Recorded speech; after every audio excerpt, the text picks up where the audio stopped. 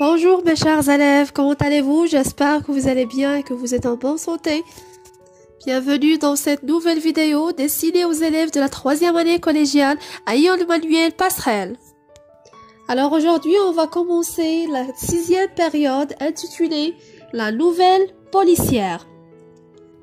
Cette période a pour objectif de comprendre et produire une nouvelle policière.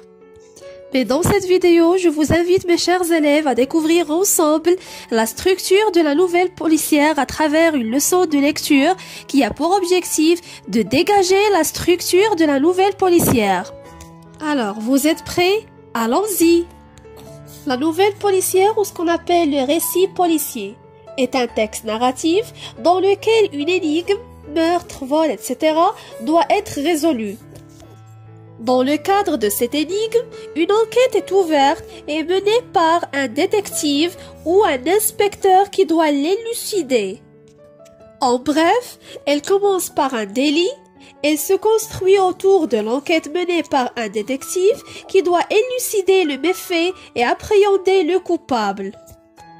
Alors la nouvelle policière, أو بمعنى آخر باللغة العربية قصة بوليسية، عبارة عن نص روائي سردي كتمحور حول قضية أو لغز معين، أو بالأحرى جريمة أو جنحة ديلي اللي خاصنا نكشفوه. هاد لينيغم ممكن يكون meurtre قتل، vol سرقة ديال من شي محل أو لا بنكة باغ اكزومبل، ان رابط اختطاف من أجل طلب فدية أو مقابل مادي etc.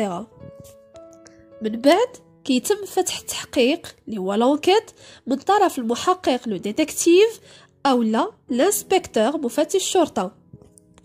هاد الأخير خاصو يقلب على الأسباب وبالتالي يلقي القبض على المجرم أو المذنب في هاد القضية.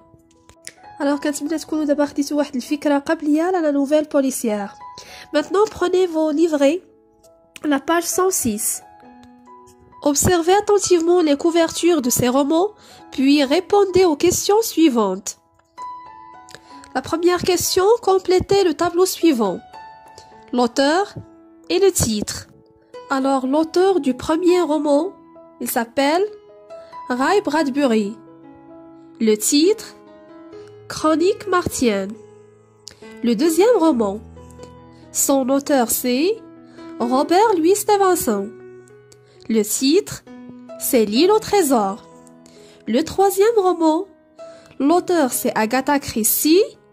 Le titre de l'œuvre, c'est Le crime de l'Orient Express. La deuxième question, à partir des titres et des illustrations, identifiez le genre de récit de chaque roman.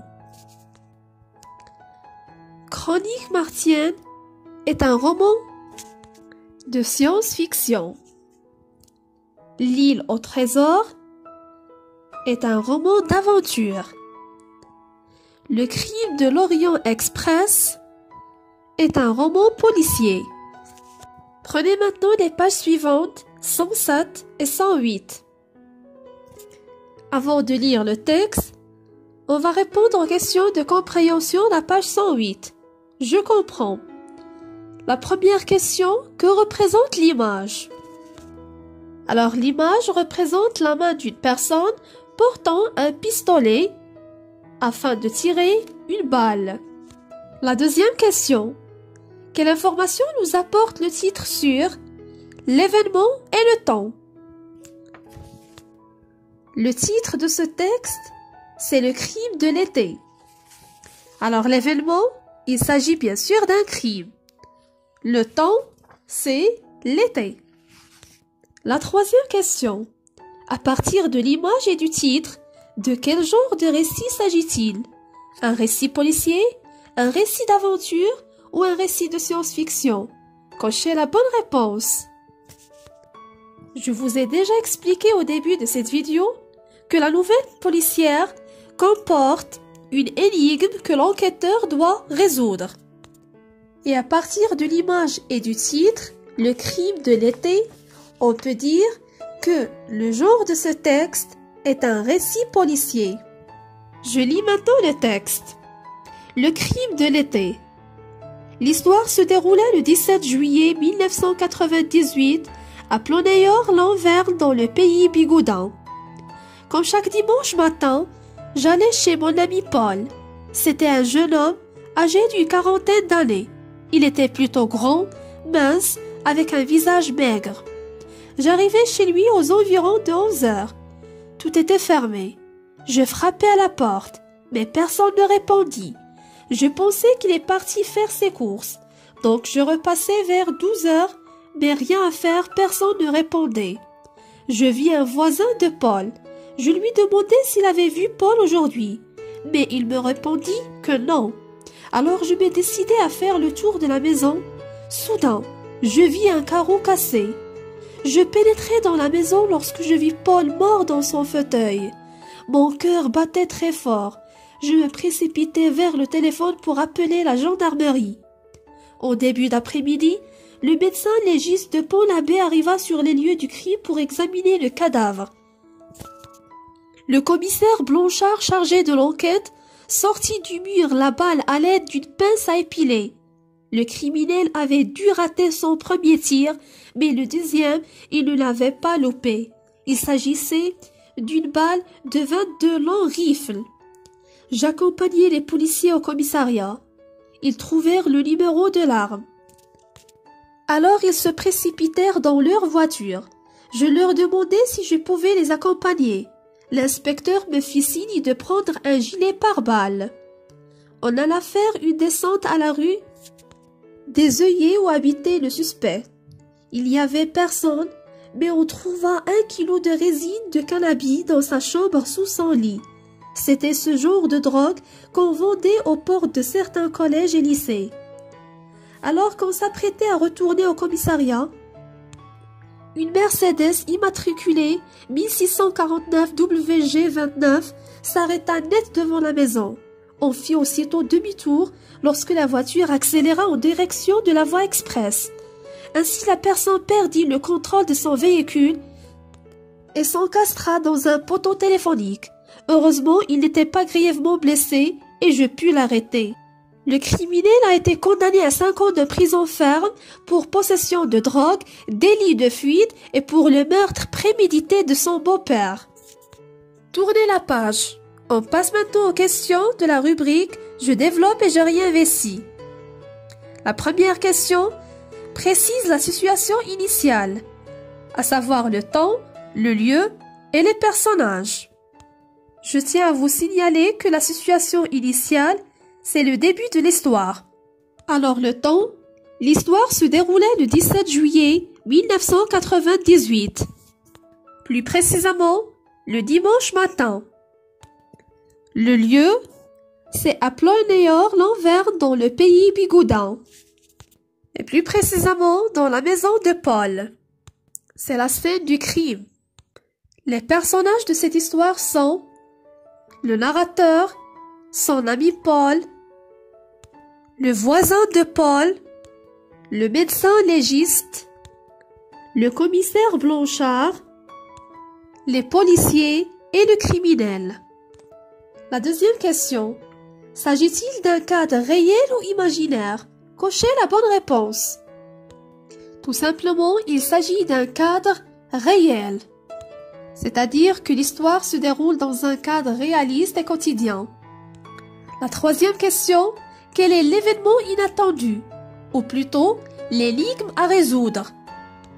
Alors l'événement inattendu dans cette histoire, c'est la mort de Paul. On peut dire aussi le meurtre de Paul. La quatrième question entoure la bonne réponse. Sur le lieu du crime, le commissaire Blanchard découvre un pistolet, un couteau ou une balle. La bonne réponse, c'est une balle.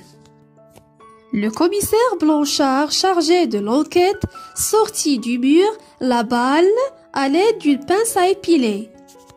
Qui a arrêté le criminel? Le commissaire, le médecin légiste ou le narrateur? Alors la personne qui a arrêté le criminel, c'est le narrateur. Le criminel était un vendeur de drogue ou un voleur? La bonne réponse, c'est que les criminels étaient un vendeur de drogue. Parce que les policiers ont trouvé 1 kilo de résine de cannabis dans sa chambre sous son lit. Et donc, c'était ce genre de drogue qu'on vendait aux portes de certains collèges et lycées. Finalement, le coupable s'est rendu, s'est évadé ou bien a été arrêté. La bonne réponse, c'est que le coupable a été arrêté. Et finalement, il a été condamné à 5 ans de prison ferme pour possession de drogue, délit de fuite et pour le meurtre prémédité de son... La 5e question. Complétez le tableau suivant. Il s'agit bien sûr de la structure de la nouvelle policière. Les étapes sont: la situation initiale, c'est le début. L'élément perturbateur, c'est l'événement inattendu ou l'énigme à résoudre.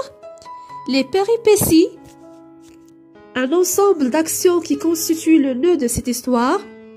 La situation finale et finalement la chute, ou ce qu'on appelle le dénouement, et bien sûr c'est l'événement qui met fin à l'histoire.